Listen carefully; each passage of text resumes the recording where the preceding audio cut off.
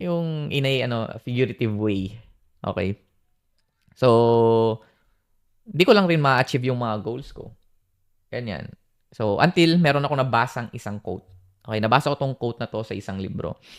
Sabi dito, a man rediscovers and fine-tunes his purpose in solitude, in challenging situation, and in the company of other men who won't settle for his bullshit.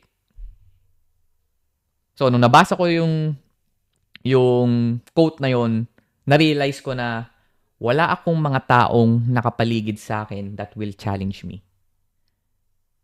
Walang mga lalaking nakapaligid sa akin na that will make me accountable. Kumbaga kasi ako nga lang mag-isa eh. Ako lang mag-isa nun. So wala akong group of friends, wala akong network, wala akong brotherhood basically na magcha-challenge sa akin at gagawin akong accountable sa mga sinasabi kong gagawin ko.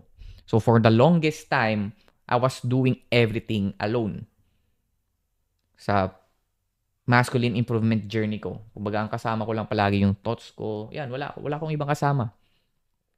Kaya paulit-ulit lang akong nagpo-procrastinate, paulit-ulit lang akong nagiging intro boy, paulit-ulit lang akong, alam mo yun, paulit-ulit ko lang hindi ginagawa yung mga sinasabi kong gagawin ko. Kasi wala naman magche-check sa akin kung ginagawa ko ba o hindi. Wala rin naman nagpo-push sa akin kundi sariling motivation ko lang.